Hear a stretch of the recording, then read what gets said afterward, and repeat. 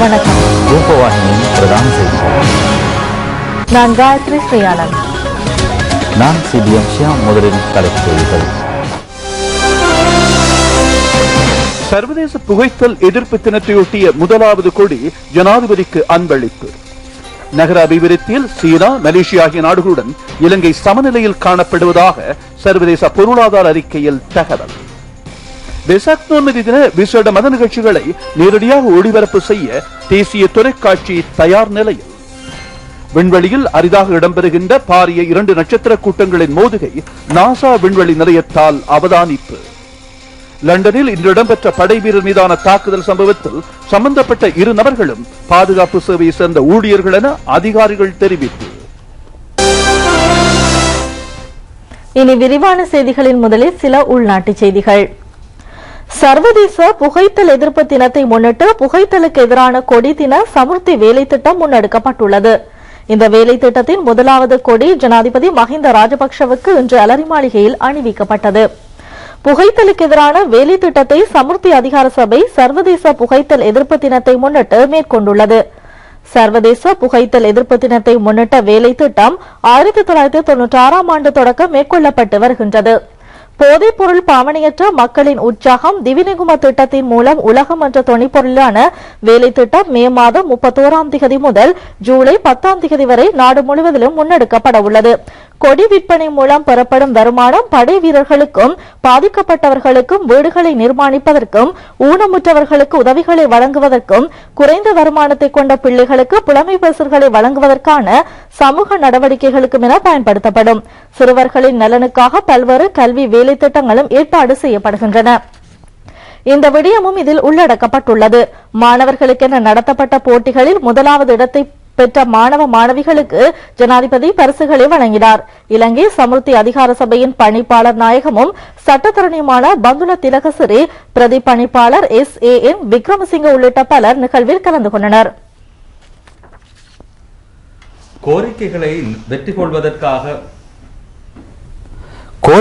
வெற்றி கொள்வதற்காக வேலைநிறுத்தத்தை மேற்கொள்வது காலம் கடந்த நடைமுறையாகும் என்று அமைச்சர் ராஜித சேனாரத்ன சுட்டிக்காட்டியுள்ளார். உலகளாவிய ரீதியில் பேச்சுவார்த்தை மற்றும் உடன்பாட்டு அடிப்படையிலேயே பிரச்சினைகள் தீர்க்கப்படுகின்றன. இருப்பினும் மக்கள் விடுதலை முன்னணியும் ஐக்கிய தேசிய கட்சியும் தற்போதைய நிலைமையை புரிந்து கொள்ளவில்லை என்று அமைச்சர் தெரிவித்தார். மகாவலி கேந்திர நிலையத்தில் இன்று நடைபெற்ற செய்தியாளர் மாநாட்டில் இது தொடர்பாக அமைச்சர் ராஜித சேனாரத்ன கருத்துக்களை வெளியிட்டார்.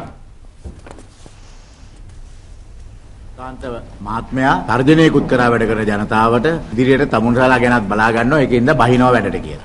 ඒ එදා තර්ජනය අද දාන්නේ ලොබු කටකින්. අද දත්වත් නැහැ ජනතාව විමුක්ති පෙරමුණ. එහෙව් කාලයක இம்முறை அரச வெசாக் தின நிகழ்ச்சிகள் மொனராகல யுதங்கனாவையில் மிகவும் சிறப்பான முறையில் ஏற்பாடு செய்யப்பட்டுள்ளன. அரசாங்க வெசாக் வைபவம் இம்முறை மொனராகலையில் நடைபெறவுள்ளது. அங்கிருந்து வெசாக் நோன்பு தின நிகழ்ச்சிகளையும் விசேட மத நிகழ்ச்சிகளையும் தேசிய தொலைக்காட்சி ஒளிபரப்பு செய்யவுள்ளது. இலங்கை ரூபவாகினி கூட்டுத்தாபனம் வெல்லச வெசாக் வலயம் உள்ளிட்ட நாடு முழுவதிலும் உள்ள 7 வெசாக் வலயங்களுக்கு இம்முறை ஊடக அனுசரணை வழங்குகின்றது. தெஹிவளை கல்கிசை மாநகர சபை ஏற்பாடு செய்துள்ள பூஜா வெசாக் வலயம் 6வது முறையாகவும் இம்முறை நடைபெறவுள்ளது. மட்டக்களப்பு மாவட்டத்தின் பிரதான வெசாக் நிகழ்வுகள் இந்து கல்லூரி மைதானத்தில் நாளை தொடக்கம் 26ஆம் தேதி வரை நடைபெறவுள்ளன. அரசாங்க அதிபர் தலைமையில் ராணுவத்தினரின் அனுசரணையுடன் இவை இடம்பெறவிருக்கின்றன. மட்டக்களப்பு மாவட்டத்தின் மங்கள ராமய விகாரை, போலீஸ் மற்றும் விமானப்படை வளாகங்களிலும் வெசாக் தின அலங்கார பந்தல்கள் நிர்மாணிக்கப்பட்டுள்ளன.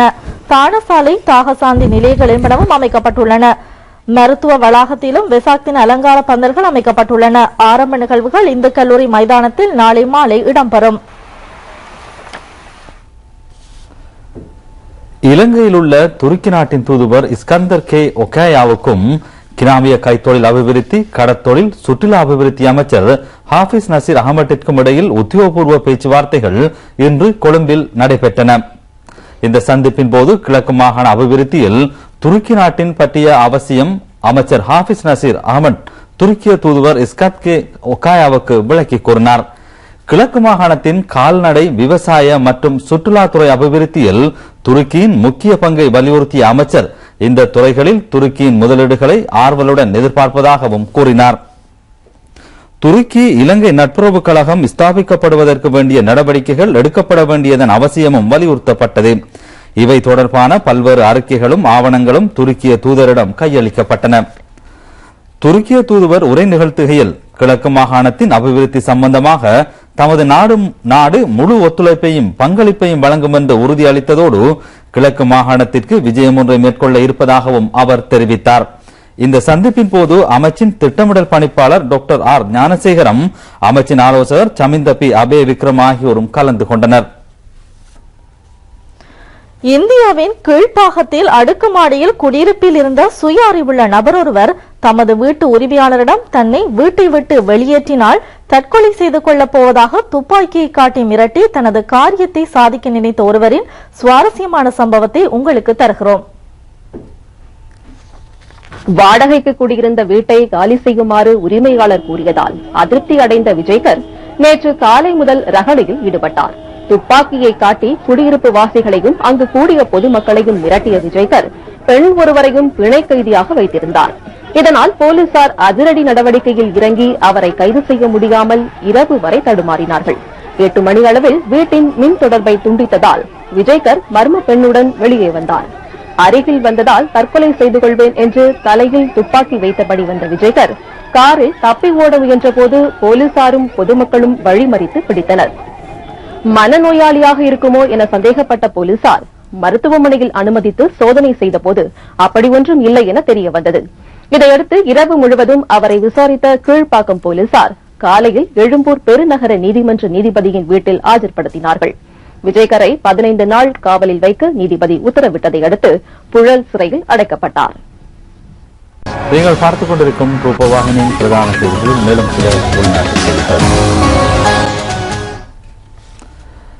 அரச இலத்திரனியல் ஊடக நிறுவனங்களுள் ஒன்றான ரூபவாகினி கூட்டுத்தாபனத்திற்கு ஜனாதிபதி மஹிந்த ராஜபக்ச இன்று மாலை விஜயம் ஒன்றை மேற்கொண்டிருந்தார். இயற்கை அழகும் வெசாக் மின் அலங்காரமும் பொருந்திய சூழலில் வெசாக் பண்டிகை காலத்தில் புத்த பெருமானின் சிலை ஒன்றை திறந்து வைப்பதே அவரது விஜயத்தின் நோக்கமாகும்.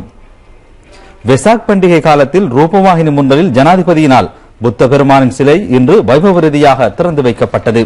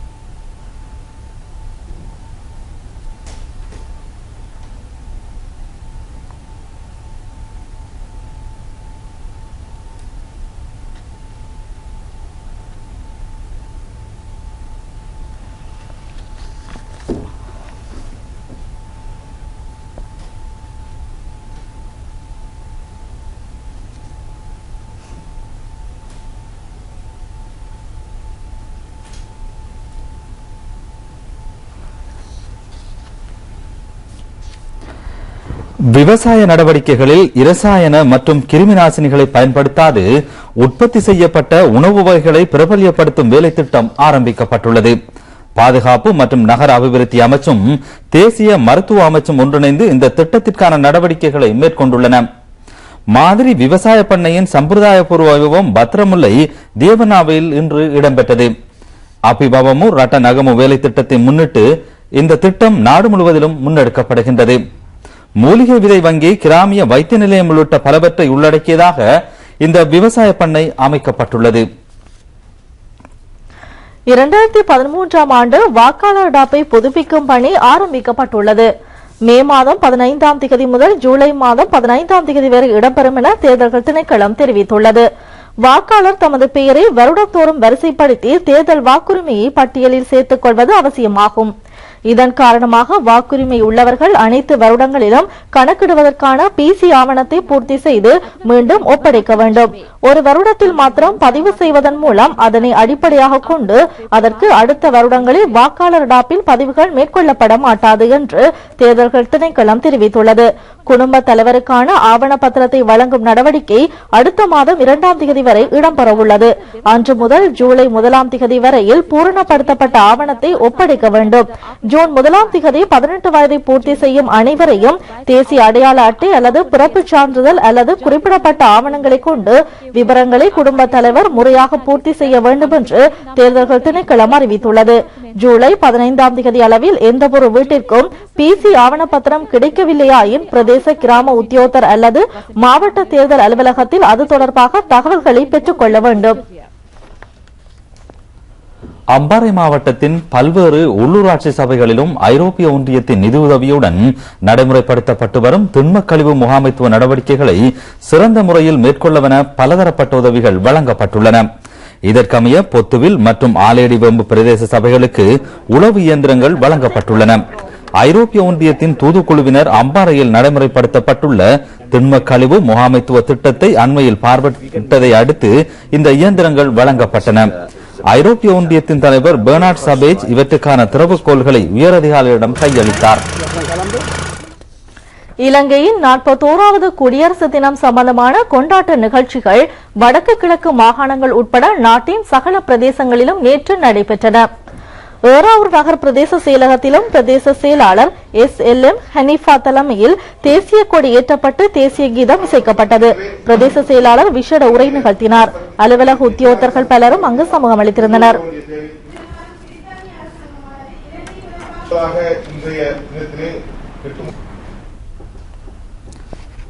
மட்டக்களப்பு மற்றும் காத்தாங்குடி பிரதேச செயலகங்களில் இடம்பெற்று வரும் அபிவிருத்தி திட்டங்கள் தொடர்பாக ஆராயும் அபிவிருத்தி கூட்டம் காத்தாங்குடி பிரதேச செயலக மண்டபத்தில் நடைபெற்றது. மட்டக்களப்பு மாவட்ட அபிவிருத்தி குழுவின் தலைவரும் பிரதி அமைச்சருமான MLA ஹிஸ்புல்லா தலைமையில் பிரதேச செயலாளர் SH முசம்மிலின் ஏற்பாட்டில் இந்த கூட்டம் இடம்பெற்றது. கடந்த கால மற்றும் தற்போதைய அபிவிருத்தி நடவடிக்கைகள் பற்றி ஆராயப்பட்டதுடன் திவிநெகும போன்ற அபிவிருத்தி திட்டங்கள் பற்றியும் ஏனைய விடயங்கள் தொடர்பாகவும் இங்கு ஆராயப்பட்டது.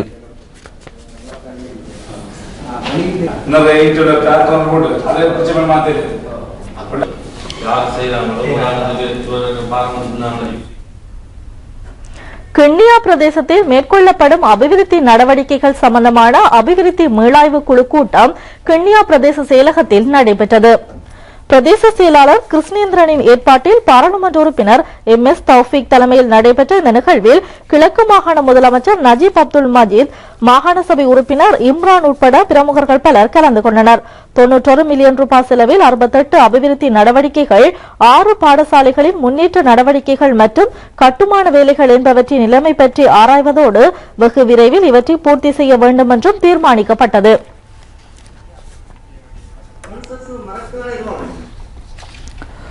நாட்டில் தேசிய ஐக்கியத்தை கட்டியெழுப்புவதே முக்கிய நோக்கமாகும் என்று ஜனாதிபதி மஹிந்த ராஜபக்ச தெரிவித்துள்ளார். இலங்கை மக்கள் மத்தியில் நல்லிணக்கம் மற்றும் நல்வாழ்வை கட்டியெழுப்புவதே இளைஞர் பாராளுமன்றம் நட்சத்திரமாக திகழ வேண்டும். மகரகம தேசிய இளைஞர் சேவைகள் மன்றம் ஏற்பாடு செய்திருந்த 2வது இளைஞர் பாராளுமன்ற ஆரம்ப கூட்டத்தொடரில் உரையாற்றுகையிலே ஜனாதிபதி இந்த விடயங்களை குறிப்பிட்டார்.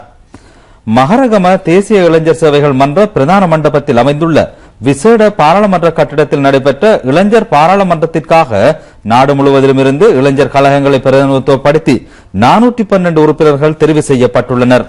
ஆரம்ப கூட்டத்தொடரில் அனைத்து பாராளுமன்ற உறுப்பினர்களும் சத்திய பிரமாணம் செய்து கொண்டனர்.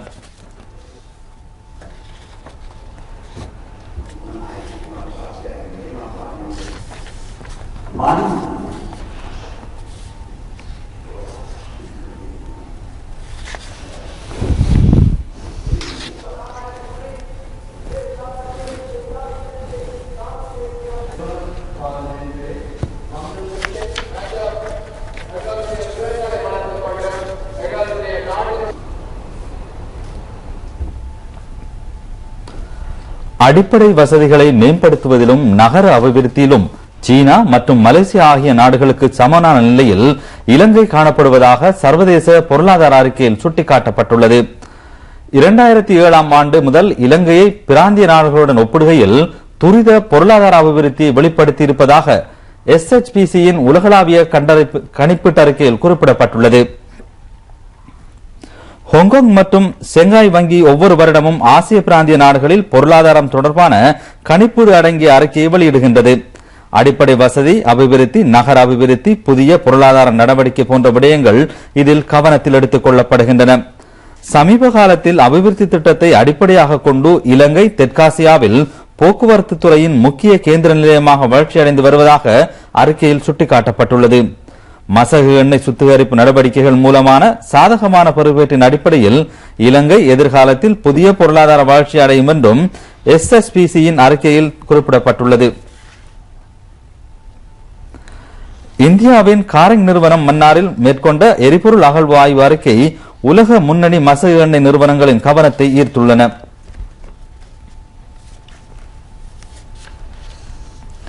சீன அரசாங்கம் இலங்கையில் அடிப்படை வசதிகளை மேம்படுத்துவதற்காக 58 கோடி அமெரிக்க டாலர் கடனுதவியை வழங்குவதற்கு தீர்மானித்துள்ளது. இந்த நிதியுதவி சீன அபிவிருத்தி வங்கியால் வழங்கப்படுகிறது. சீனா இலங்கைக்கு வழங்கும் அபிவிருத்திக்கான கடன் தொடர்பான தகவல்கள் நேற்று வெளியிடப்பட்டன. 30 கோடி அமெரிக்க டாலர்கள் நிதியுதவி வீதி அபிவிருத்திக்காக வழங்கப்படுகிறது. குடிநீர் திட்டத்துக்காக 20 கோடி அமெரிக்க டாலர்கள் வழங்கப்படுகின்றன. தேசிய வர்த்தக பாடசாலை அமைப்பதற்கு சீனா நிதியுதவி வழங்குகின்றது. சீன அபிவிருத்தி வங்கி தற்பொழுது வீதி அபிவிருத்தி திட்டத்துக்காக 65 கோடி அமெரிக்க டாலருக்கு மேற்பட்ட நிதியை ஒதுக்கீடு செய்துள்ளது. குடிநீர் திட்டத்துக்காக 21 கோடி டாலர்களுக்கும் மேற்பட்ட தொகையை ஒதுக்கீடு செய்துள்ளது. தெற்கு புகையிரத பாதையை ஹம்பாந்தோட்டை துறைமுகம் வரை விரிவுபடுத்துவதற்காக சீன ஏற்றுமதி இறக்குமதி வங்கி 27 கோடி 80 லட்சம் அமெரிக்க டாலர் நிதியுதவியை வழங்குவதற்கு கடந்த மார்ச் மாதத்தில் உடன்பட்டிருந்தது. சீனா சமீப காலத்தில் இலங்கைக்கு வழங்கியுள்ள கடனின் பெறுமதி 140 கோடி அமெரிக்க டாலருக்கும் அதிகமாகும். வாழைச்சேனை போலீஸ் பிரிவுக்குட்பட்ட தொப்பிக்கல காட்டு பகுதியில் மறைத்து வைக்கப்பட்டிருந்த மருத்துவ உபகரணங்கள் சிலவற்றை போலீஸ் புலனாய்வு பிரிவினர் நேற்று கைப்பற்றியுள்ளனர்.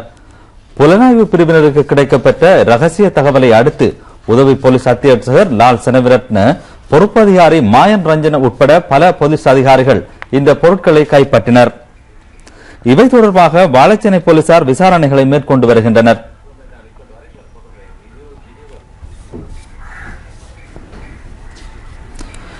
இதேவேளை வாழைச்சேனை போலீஸ் பிரிவில் பிறைந்துரைச்சேனை கிராமத்தில் கஞ்சா விற்பனையில் ஈடுபட்டு வந்த பெண்ணொருவர் உட்பட 3 பேரை போலீசார் நேற்று கைது செய்துள்ளனர். மோப்ப நாய்கள் சகிதம் மேற்கொள்ளப்பட்ட தேடுதல் நடவடிக்கையின் போது 490 கிராம் கஞ்சா கைப்பற்றப்பட்டது. இவர்கள் மூவரும் வாழைச்சேனை போலீஸ் நிலையத்தில் தடுத்து வைக்கப்பட்டுள்ளனர். நவத்தீகம போலீசாரினால் நேற்று மாலை மேற்கொள்ளப்பட்ட தேடுதல் நடவடிக்கைகளின் போது வீடொன்றிலிருந்து ஆயுதங்கள் கைப்பற்றப்பட்டுள்ளன. இந்த வீட்டிலிருந்து 3 துப்பாக்கிகளும் 14 கட்டு துவக்குகளுமே கைப்பற்றப்பட்டவையாகும். சந்தேக நபர் ஒருவர் கைது செய்யப்பட்டு ஆனமடுவ நீதிமன்றத்தில் இன்று ஆஜர்படுத்தப்பட்டுள்ளார். போலீசார் தகவல் தருகையில் இந்த பிரதேசத்திலிருந்து 1 மாத காலத்தினுள் 25 கட்டு துவக்குகள் கைப்பற்றப்பட்டுள்ளன என்று தெரிவித்தனர். பாரிய அளவிலான 2 நட்சத்திர கூட்டங்கள் மோதி இணைந்து கொண்ட சம்பவத்தை விண்வெளி நிலையங்கள் அவதானித்துள்ளன. HL விண்வெளி அவதான நிலையம், ஐரோப்பிய விண்வெளி நிலையம் மற்றும் நாசா என்பன இவற்றில் அடங்கும்.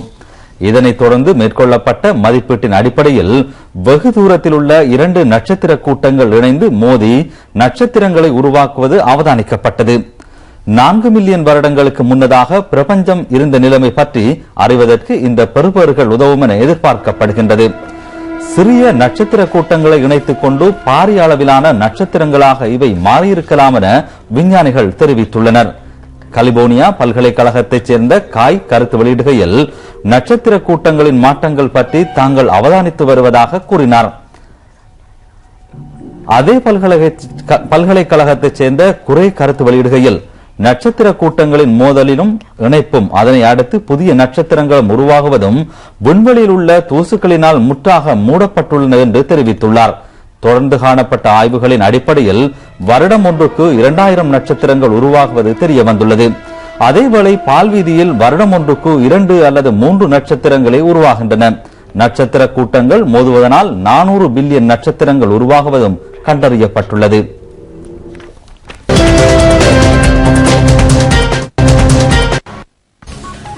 நீங்கள் பார்த்துக் கொண்டிருக்கும் ரூபவாகினியின் பிரதான செய்திகளில் லண்டனில் இடம்பெற்ற துப்பாக்கி சம்பவம் சம்பந்தமான செய்தியினை பார்க்கும். வெளிநாட்டுச் செய்தியில் லண்டனில் இன்று இடம்பெற்ற படைவீரர் மீதான தாக்குதல் சம்பவத்தில் சம்பந்தப்பட்ட 2 நபர்களும் பாதுகாப்பு சேவையைச் சேர்ந்த ஊழியர்கள் என அதிகாரிகள் தெரிவித்துள்ளனர். பயங்கரவாத செயலாக இதனை கருதி விசாரணை நடத்தப்படுவதாக பிரிட்டிஷ் போலீசார் தெரிவித்துள்ளனர். லண்டனின் வுல்ரிச் நகரில் இந்த சம்பவம் இடம்பெற்றுள்ளது. ராணுவ வீரர் கத்தியால் குத்தி கொலை செய்யப்பட்டிருப்பதாக தெரிவிக்கப்படுகின்றது. கொலை சம்பவத்தை மேற்கொண்ட நபர் கத்தியுடன் தொலைக்காட்சி சேவை ஒன்றிற்கு கருத்துக்களையும் தெரிவித்துள்ளார். வெளிநாடுகளில் பிரிட்டிஷ் படையினர் மேற்கொண்டு வரும் நடவடிக்கைகளுக்கு பழி தீர்க்கும் நடவடிக்கை இதுவென அந்த நபர் தெரிவித்துள்ளார். இரு சந்தேக நபர்கள் கைது செய்யப்பட்டிருப்பதாக பிரிட்டிஷ் போலீசார் தெரிவித்துள்ளனர். இவர்களை கைது செய்ய முற்பட்ட போது அவர்கள் மீது துப்பாக்கி பிரயோகம் மேற்கொள்ள வேண்டிய ஏற்பட்டதாக போலீசார் தெரிவித்துள்ளனர். சந்தேக நபர்கள் வைத்தியசாலையில் அனுமதிக்கப்பட்டுள்ளனர். பிரிட்டிஷ் பிரதமர் டேவிட் கேமரோன் சம்பவம் தொடர்பாக விசாரணைக்கு பணிப்புரை விடுத்து பயங்கரவாதத்திற்கு பிரிட்டன் ஒருபோதும் விட்டுக் கொடுக்க மாட்டாது என்றும் தெரிவித்துள்ளார்.